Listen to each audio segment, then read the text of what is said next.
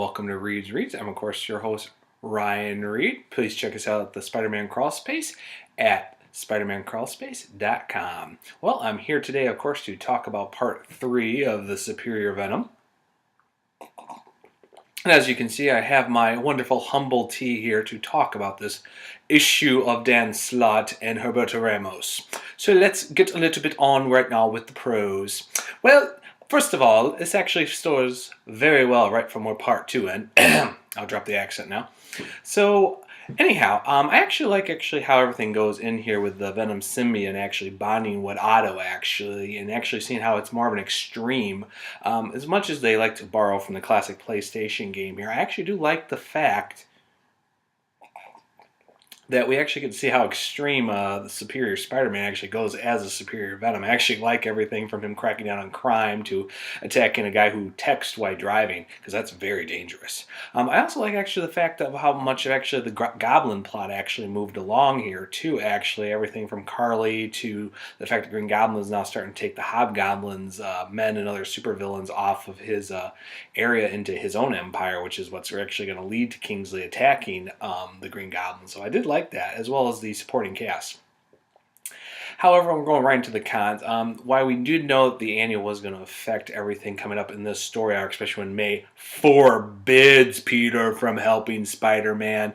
As much as Peter actually goes off, everything with Mary Jane actually finally coming at him, saying how much he's not like a completely different person, everything. It's like about time, but it's so ridiculous, especially when, he reveals that, he's bonded with the Venom symbiote and everything, and then she calls the Avengers because, Captain Wannabe jumps in, oh, Mary Jane, oh, where'd Peter go? Oh, Spider-Man did it? Oh, who are you going to call? We're going to call the Avengers! Assemble! I will say, though, how this is a much stronger issue art-wise by Humberto Ramos. He actually did much better, especially with Superior Venom. I actually liked it and everything else, as well as the continuation of the characters and stuff. So I'm going to give this story a B+ for an issue. It actually was not too bad. It's a nice continuation. It's leading to the big 25, which is going to be double-sized, actually, and everything with the Avengers. Will they get a clue, though, or just blame the Venom symbiote? Well, we'll see, because if we actually did this right, since Cap knows that Flash Thompson is Venom, as well as other members of the Avengers from the Secret Avengers and all that, you think, well, wait, how did the symbiote get to Spider-Man when it's been with Flash all the time? But wait, maybe that's explaining his odd behavior, or if everybody's finally catching a clue. Well, we'll see here. I mean, it is getting close here, and Goblin Nation is right around the corner because it is coming up. So that's all I'm going to say on the Spider-Man Superior here today. This is good stuff. I'll give you the recipe someday. Let's talk about the Amazing Spider-Man 2 trailer, actually, which I got to see last week here, and I'm getting around to. First of all, I thought it was absolutely awesome. Some of my favorites are actually just seeing Spider-Man in the classic suit, waving in the wind, fighting supervillains, actually dealing with normal, civilian life as both Peter Parker and as Spider-Man.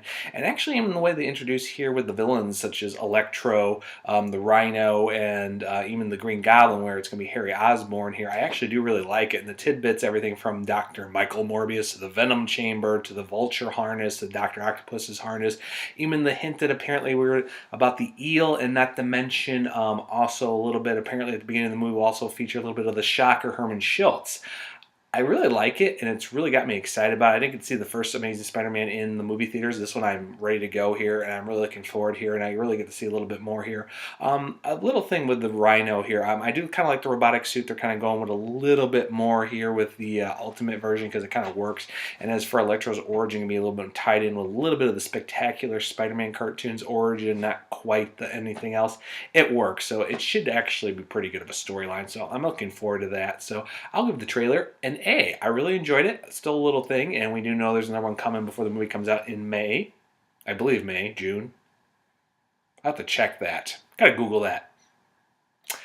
On that note, there's not much else to say here. I'm going to wish everybody a Merry Christmas and a Happy New Year. I'll be back right here at the first of 2014 to review the conclusion to Superior Spider-Man number 25 of Darkest Hours. And we'll also finally get a chance here. I intend to review actually the current Superior Spider-Man costume actually a little bit too, which I didn't get around to when it first debuted here during the Fall of the Hobgoblin story arc. So we'll get into that. So in that time, everybody, I'll see you on the crawl space, and enjoy. It's getting cold.